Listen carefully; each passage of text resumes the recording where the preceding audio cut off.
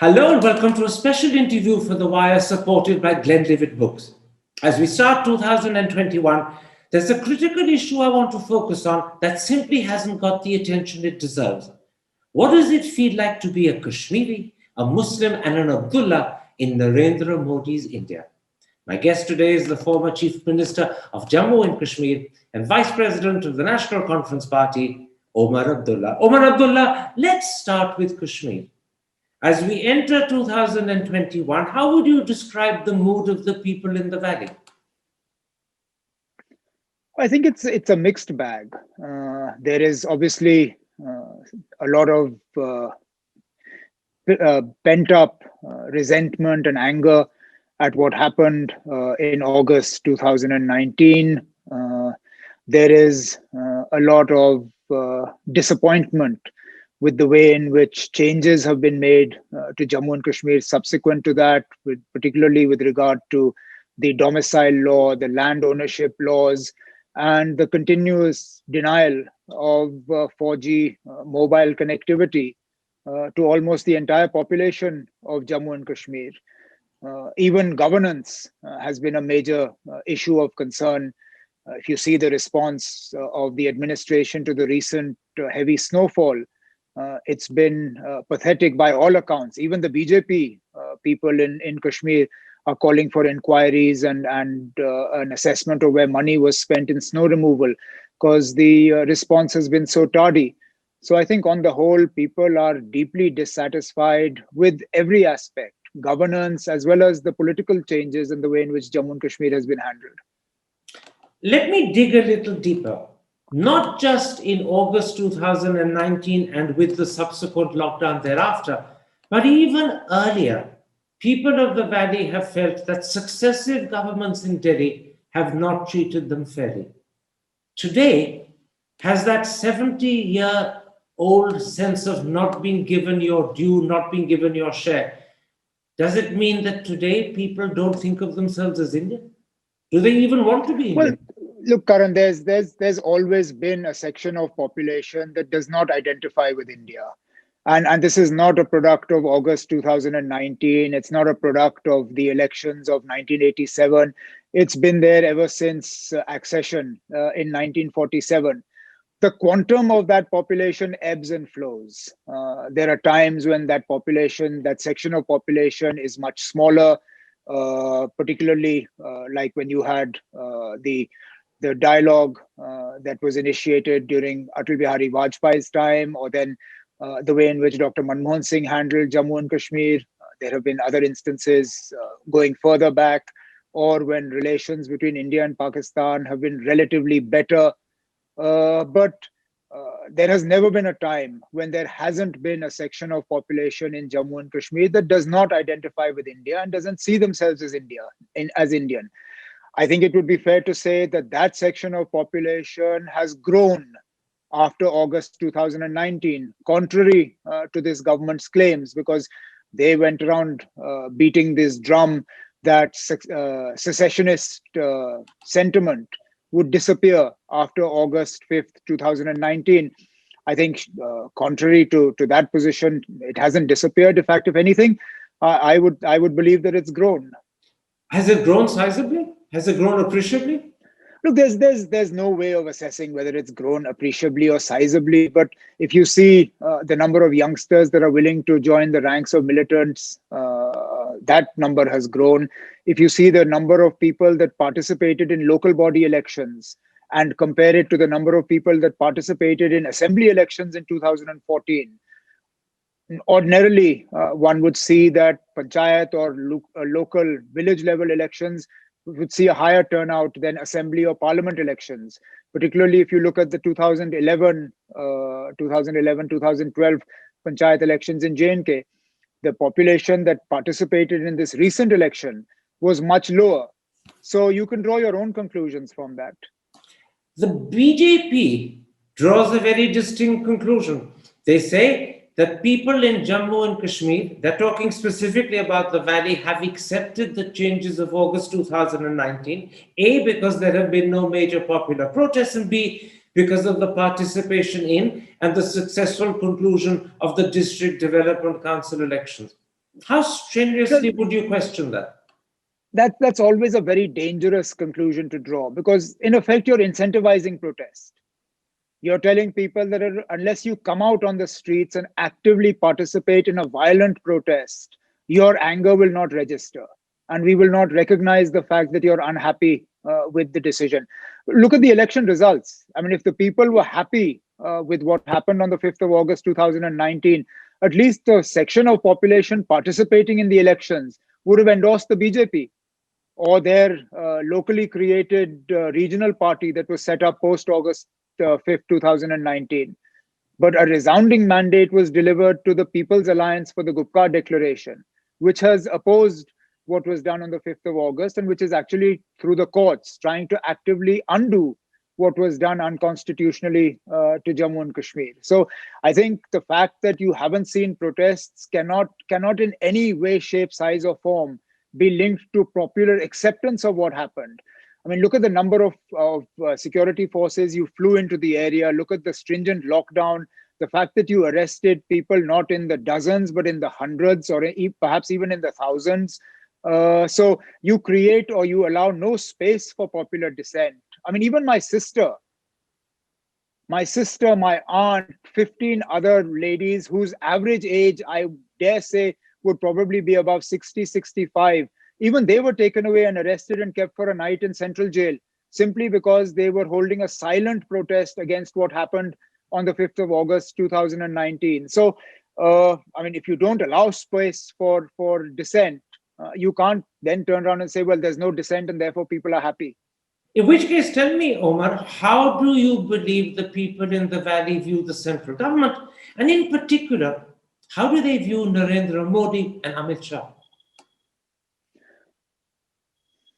Oh, well, I think with a fair degree of worry, with fear, with I mean, the fact that they will have to deal with whatever Prime Minister Modi or Home Minister Amit Shah have in mind for Jammu and Kashmir for the foreseeable future, because they don't seem to be going anywhere. There is a lot of I mean, yeah, I think fear would be an accurate representation because of everything that has happened in the last few years. Is fear also a word that conveys a sense of hostility? Do they see Narendra Modi as a man who's on their side, or do they believe he's a man who will never give them justice? Well, I don't think they're looking for justice from this government. I mean, they know that the government that did what it did in August last year is not going to undo it. I mean, look at the farmer protests and the way those are being handled. I mean, you have tens of thousands, if not lakhs of farmers out on the streets, braving the cold and the rain because they want the government to undo what it did, because believing that the decision was unfair. And this government is unmoved. In the face of such sort of strident support for I mean, within the government for its own policies, I don't think anybody in Jammu and Kashmir expects Prime Minister Modi or Home Minister Amit Shah to undo what they did last year. That's why when we talk about fighting against the unjust decisions, we don't talk about fighting against the government. We talk about fighting in the court for justice, because we don't expect anything from this government. And perhaps that's another reason why the people in Jammu and Kashmir are anxious. I mean, there's a fair degree of anxiety. Every decision that the government takes is looked at from the prism of what this means for the future of Jammu and Kashmir. Even the recent decision about changing the cadre of police and civil service officers from a J&K cadre to a Union Territory cadre. All of that is being looked at from the prism of how this impacts Jammu and Kashmir in the long term. So when you say that they don't believe they'll get justice from the Modi government, that means they don't believe the Modi government will act to be good to them, will act in their interest. They will be victimized. They see themselves as people at the receiving end of injustice. Well, obviously, we believe that an injustice was done to us on the 5th of August. And I mean, it's logical. How would you expect that the government that handed out that injustice would undo it. When they don't want to recognize the anger or the unhappiness amongst the people, and this unhappiness is not limited to Kashmir, it's not limited to Muslims. Unhappiness with the BJP's actions spreads across Jammu and Kashmir and also into Ladakh. I mean, it's. I think it would be foolish on our part to expect the current government to undo what it did. That's not going to happen. But we can certainly expect fairer handling, fairer treatment. And again, I bring up this point of the 4G connectivity, mobile fast internet, mobile connectivity. On the one hand, you have a government that is patting itself on the back for the peaceful conduct of the elections, that is talking about how they haven't seen an election in which people participated in such numbers. And on the other hand, every 2 weeks, as a matter of routine, you are reimposing a ban on 4G mobile connectivity. The two don't go together. I mean, obviously, this government has decided to treat Jammu and Kashmir differently than it treats other parts of the country. Even look at Ladakh. 2 union territories were formed in August 2019, yet both are being treated very differently. Look at the land laws. How come the domicile law and the land law that has been imposed on Jammu and Kashmir has not been imposed on Ladakh? You have a different standard for treating Ladakh and you have a different standard for treating Jammu and Kashmir. And then you believe that the people of Jammu and Kashmir will expect to be treated fairly. Obviously, we don't expect to be treated fairly because we haven't been treated fairly. What about the courts? You petitioned the courts about the constitutionality of the changes made in August 2019, and something like 18 months have passed, and those cases have not been heard. I know the Chief Justice has gone on record to say that we will wind the clock back if necessary, but if the clock keeps ticking, it becomes impossible to do that. Do you feel increasingly as if the courts too are not hastening to give you justice, that they're not concerned about the depth of feeling and they just keep postponing a case rather than hear it?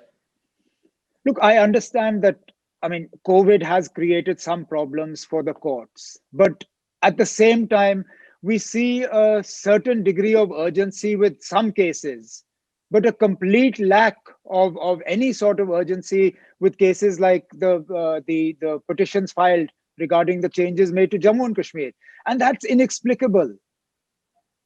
It's mind-boggling. Look, either you can't hear cases, in which case we understand, then everybody will be treated the same. But some cases get heard within 24 hours. And as you pointed out, some cases don't get heard for months on end. And I mean, it's all very well to say we can turn back the clock, but how? The kind of changes that are being made in Jammu and Kashmir, the way in which sort of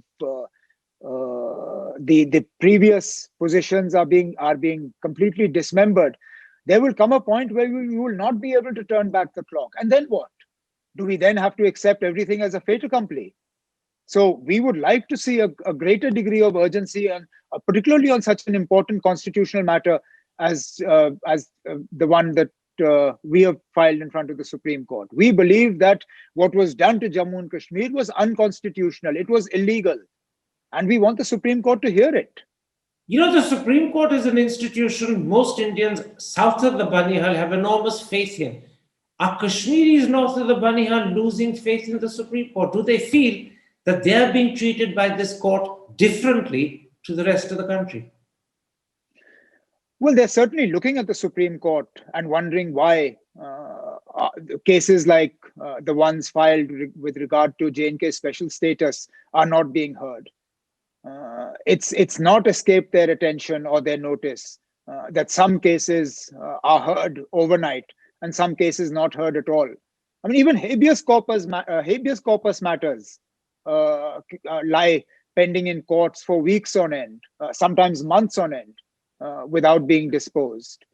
I mean, I don't think the institution is doing itself any favors by being so reluctant to even start hearings or sort of starting the process with regard to this case. So has disillusionment with the Supreme Court set in?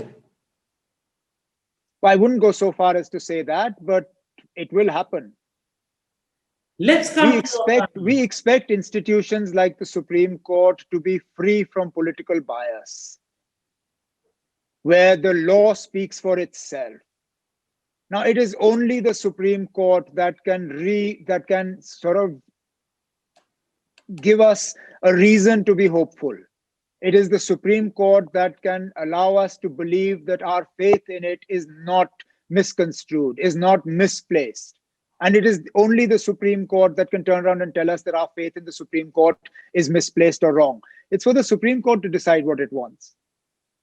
But when you raise that question, you're suggesting that you're coming close to believing your faith is misplaced. The Supreme Court needs to No, it's not. the day that happens, I will actively tell you that I have no faith in the Supreme Court, and I will withdraw the petition that we have filed and say, look, I have no hope left. I haven't reached that point. Let's come to your family, not just the BJP, but frequently the Prime Minister himself accuses your family, the Abdullahs, not just of misgovernance, but of enriching yourself at the cost of Kashmiris. He's even, I think, used the word loot.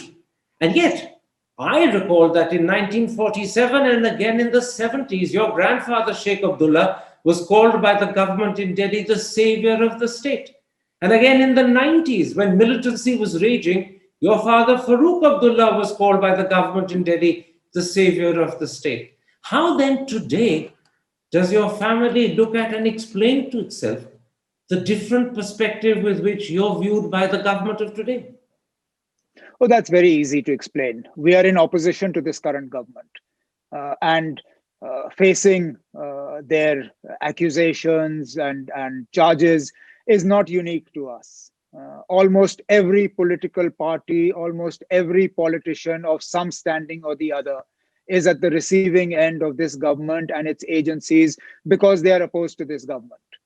That's actually the price one has to pay for being in opposition in India these days. It's not something that is new to this country.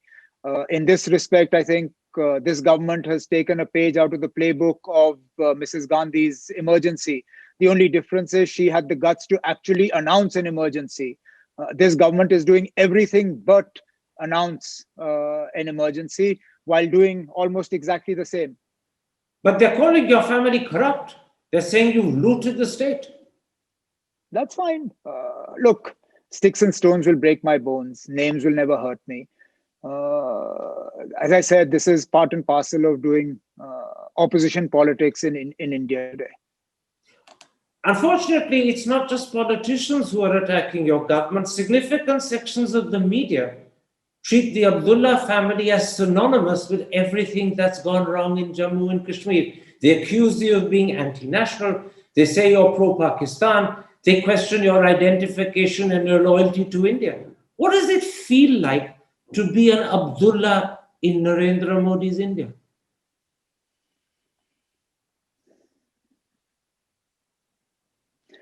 Honestly, Karan, I have long given up this urge to prove patriotism. I know who I am. I know what I stand for. I know what my family stands for. I know what my party and colleagues stand for. I don't feel bad about the accusation or this mantra that is often chanted about us being anti-national when it's hurled at me or my father. But it certainly hurts when it's hurled at my party, because it's an organization that has given enormous sacrifices for being identified with India.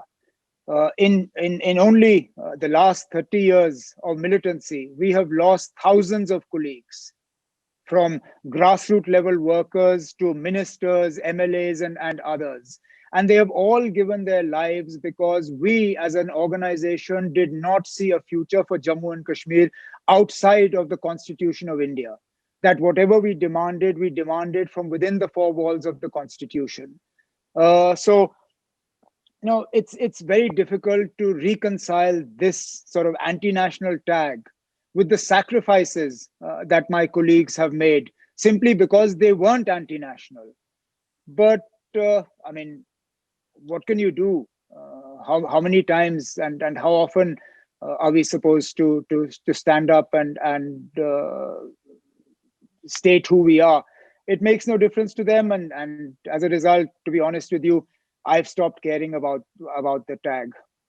Except that it's not just your party that they target. The BJP, particularly the BJP, but sometimes the Prime Minister uses your father and you as a political football. You're a pin board for them to pin any blame for what they consider has gone wrong in the past. You've both been chief ministers. You both lived under threats of security.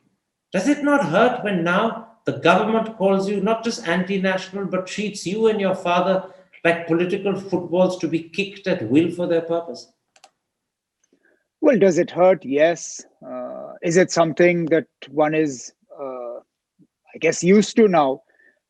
Yes. I mean, it's the reality, and to be honest with you, I mean, I've learned to live with it. I have learned to live with the realization that I will never be Indian enough for a section of population and a large section of the media, and by the same token, I will never be Kashmiri enough for a section of the population in Jammu and Kashmir as well. I fall between these strange two stools. And it's a reality that one has to come to terms with. It's not pleasant. It's not something I like, but it is what it is. And what does one do about it? You said something very poignant there. You've learned to live with the reality that for a section of the government and a section of the media, you'll never be Indian enough. And for a section of your fellow Kashmiris, you'll never be Kashmiri enough. You're caught in a sense, in a no man's land. You're prisoned in it. Well, yeah, that's a fact. I mean, it would be foolish to deny that reality because it is a reality. I mean, ask yourself the same question. I mean, if the section of population that does not identify with India sees me as an enemy, am I anti-national then? I mean, how is it? How do the two sides reconcile? On the one hand, for the BJP, I'm anti-national. Yet for the section of population in Kashmir that sees a future for Jammu and Kashmir outside India, I should be a hero. But I'm a villain for them as well. It's just that, I mean, it's a peculiar situation that one finds oneself in. But like I said, I've reconciled myself to this reality, and I don't aspire to acceptance from either of these quarters any longer. You don't aspire. I have learned to be true to myself, and that's all I can expect from myself. Let's look a little beyond. After August 2019, it was widely believed in most of India that a door had been shut on parties like your National Conference and Mehbooba Mufti's PDP. People said they've lost their hold on the people. There are no protests now when they've been arrested. And there were some Kashmiris saying on television, serve the Abdullah, serve the Muftis right. Yet when the DDC elections happened recently, your party, the National Conference, won 67 seats. The Gupkar Alliance won 110. Actually 112, although 2 are now being disputed.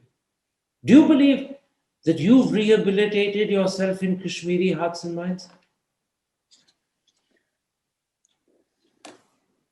Look, we've been able to establish that there is still space for mainstream politics in Jammu and Kashmir. And it will take a lot more to wipe out parties like the National Conference from the political landscape of Jammu and Kashmir. But this election wasn't about rehabilitating. That's not, if that had been the aim of this election, then I would have gone out and campaigned. This is perhaps the first election in Jammu and Kashmir since I joined politics way back in 98 that I haven't campaigned for at all. So I wouldn't go so far as to suggest that the results of this election are an indication of rehabilitation, because that wasn't the exercise. The purpose of this election was to make the wider point about the acceptability of what Government of India did in August 2019. And I think that purpose was served. We've so far talked about how people in the valley view the way they're being treated by governments in Delhi. But people in the valley are also looking at what's happening to Muslims in the rest of India. They're aware of the Citizenship Amendment Act, they're aware of the National Register of Citizens, beef lynching, love jihad, and perhaps most importantly of all, they hear the frequent anti-Muslim prejudice statements made by so many BJP MPs, MLAs, sometimes even ministers. What sort of message does this convey to Kashmiris? Well, obviously, it reinforces the apprehension and the fear that exists in people's minds. It makes them look at the changes to the domicile law or land ownership law with even greater degrees of suspicion. Because the one thing that has given people of Jammu and Kashmir, particularly the Muslim population of Jammu and Kashmir, on both sides of the Banihal, a degree of comfort is that we are a Muslim majority state. Or now a Muslim majority union territory. And therefore, a certain amount of security, a sense of security comes from that, which obviously, if the whole domicile exercise is to reverse the Muslim majority status of Jammu and Kashmir, then clearly what is happening in the rest of the country makes people in Jammu and Kashmir even more fearful and apprehensive. Do Kashmiris begin to fear that Muslims are becoming second-class citizens in India?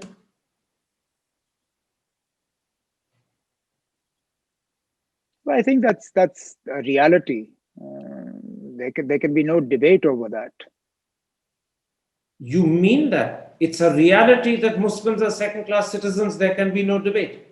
Well, I mean, when an entire section of population's patriotism is called into question, what other conclusion can you draw from that? I mean, no lesser person than a senior RSS leader says that Hindus are natural patriots, natural Indians, thereby implying that non-Hindus, whether it be Muslims, Sikhs, Christians, Jains, Bauds, are not natural patriots, that they have to prove their patriotism or their citizenship. Does that not imply that you're creating two classes of Indians, one that are natural born Indians and one that must constantly prove their patriotism or their Indianness? That, to my mind, means that there are two classes of Indians.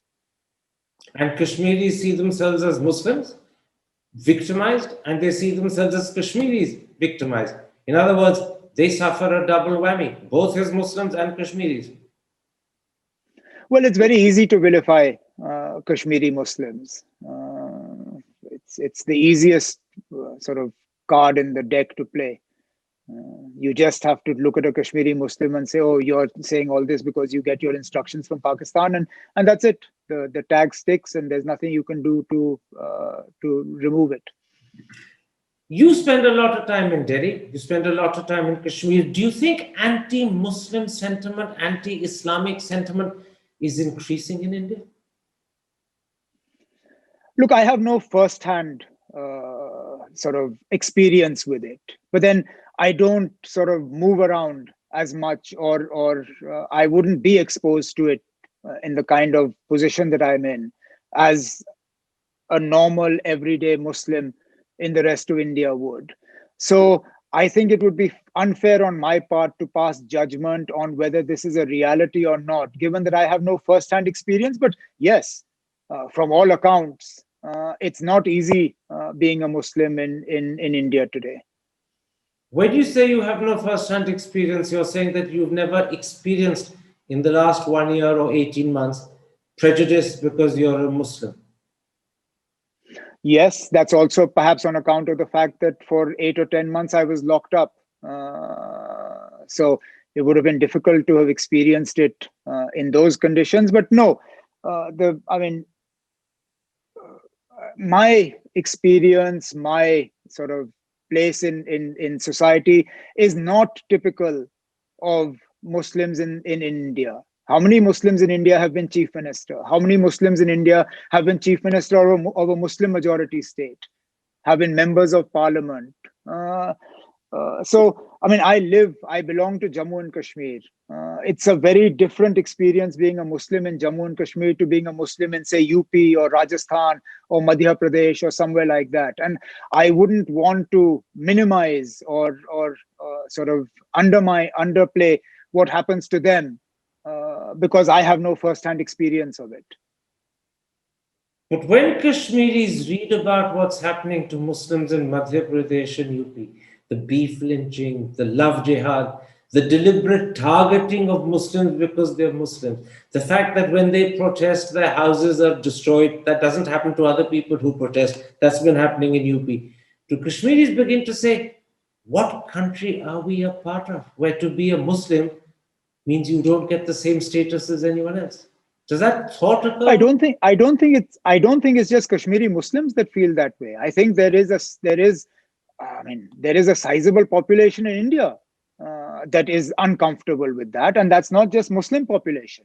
I sincerely believe that there is a sizable section of population from amongst the majority community, amongst the Hindus, that are also uncomfortable with what is happening, that believe that India is a land that is founded on the belief on the principle of acceptance, not tolerance, because tolerance means that you're going to do somebody a favor by tolerating, but actual acceptance, that you accept that we are different, we have different religions, we have different faiths, we have different ways of praying to the Almighty. But at the end of the day, we will live together, and we will not allow these differences to actually separate us. So it's not just a sense of disquiet or discomfort amongst Kashmiri Muslims, but I believe there is a section of population in the rest of the country that is uncomfortable with this. We're coming to the end of this interview, Omar Abdullah. Let me ask you two questions. The truth is that if anything, Narendra Modi's popularity seems to be growing, it's not diminishing. And there certainly isn't any opposition personality that can challenge him. It seems to most people that the BJP and Narendra Modi could be in power for the foreseeable future. How is that prospect viewed by Kashmiris? I think with the same degree of alarm or worry as it's viewed by the population in the rest of the country that didn't vote for him or that would like to see an alternative. I mean, this is a parliamentary democracy, first past the post system. Prime Minister Modi and his government get elected with 34 or 35% of the vote. The rest of the vote doesn't come to him. So I'd like to believe that there is, again, a sizable chunk of the population of this country that views the absence of meaningful opposition or views the prospect of an indefinite BJP government at the center with a fair degree of concern. What about yourself? You're 50. Ordinarily, you would have at least 2 decades of a political career ahead of you. But if the BJP and Narendra Modi will continue in power for another 10, 15 years, how do you see your own political future? My political future and the way I see it has less to do with how I see the future and more to do with how I feel about the past. And the past, I mean the immediate year and a half. I am a deeply jaded, how do I put it, disappointed individual today. I wasn't this person before August 2019. I find it far more difficult to motivate myself to do basic political activities today, which wasn't the case a year and a half ago. So how I view my political future is far less to do with how I view Prime Minister Modi's future. It has a lot more to do with how I view what has happened to me and what has happened to Jammu and Kashmir in the last 16, 18 months. And it doesn't fill me with any degree of enthusiasm or motivation. In fact, I'm deeply demotivated these days. It sounds as if you're saying something inside you snapped after August 2019 and during those 9, 10, 11 months you spent under arrest. Yeah, I think that would be fair to say. I think I think a certain light that was burning inside may not have been switched off, but it's definitely a lot dimmer than it was. And I've never been like this. I've always been one who's been sort of willing to see the brighter side of things. I've been cautiously optimistic I'm not one who's naturally given to pessimism, but I'm not that enthusiastic, optimistic person that I was 16, 18 months ago. In other words, you have changed very radically. The Omar Abdullah you knew is not the same Omar Abdullah talking to me today. No, that's true. The person who went in to that detention center on the evening of the 5th of August 2019 is not the person who came out. Would you then want to continue in politics? Well, that's a conversation for another day, but it's a conversation I have with myself very, very often. It's very interesting that you actually are suggesting by that answer that that doubt, that question is one you're struggling with. You don't know whether No, you it's want not. to continue. It's not a question that I have an emphatic answer to. It's not an easy question to answer, but the fact that I have doubts about the answer perhaps is an answer in itself. I don't want to probe, but it seems to me as I hear you that these doubts are not just about politics. You're also doubting what you want to do with yourself in your life. You're questioning that. Well, I'm 50 years old. I'd like to believe I have a few more productive years under my belt. So yes, it's not just one question. There are many more questions that stem from the original one, and they're not questions that are easily answerable. I mean, I've been doing this for what, 22 odd years now. It's not easy to find myself in this position where I'm filled with the sort of doubts that I'm grappling with at the moment. So you're at a crossroads. There are many paths ahead of you, but you don't know which one you want to take. I guess that's an accurate assessment of it. This can't be a very difficult. Sorry? Hmm? No, sorry, go ahead. This can't be a very comfortable position to be in. Like I said, I've never been a person who's doubted or questioned things. I'm a lot more readily willing to accept realities as they are and move on from there. I'm finding this current reality a lot more difficult to accept and move on from. It's not easy to reconcile myself to what was done to Jammu and Kashmir. It's not about my detention. Honestly, Karan, if the only thing that had happened on the 5th of August was that some of us were detained for 10 months and let out, I would have had no problem with that. It's the injustice that I saw happening to Jammu and Kashmir on the 5th of August and subsequent things after that. It just, I don't know, it's difficult to come to terms with that. I interviewed your father in September and he came out fighting, all guns blazing. I'm interviewing you now, 4 or 5 months later, and I sense doubt, I sense deep pain and despair, and a lot of self-questioning. It's a very different response to your father's. We're two different people. We view things differently. I think he has the advantage of a good 30 plus years of experience and life under his belt compared to me. I would be surprised if we both reacted and viewed the situation identically. We don't. And I mean, I have no problem with that, and I'm sure he'll be less than satisfied with the way I feel right now. But it is what it is. I refuse to be gung ho and lie about how I actually feel. I feel this way. I feel that it's difficult for me to motivate myself to go out and do something that I found so easy to do, because I think for me, I always believed what I was doing. I may have been on the wrong side of public opinion, but I believed that what I was doing was right. I don't know where I am at the moment. Your self-belief has come into question. You actually have stopped believing you're doing the right thing. I just,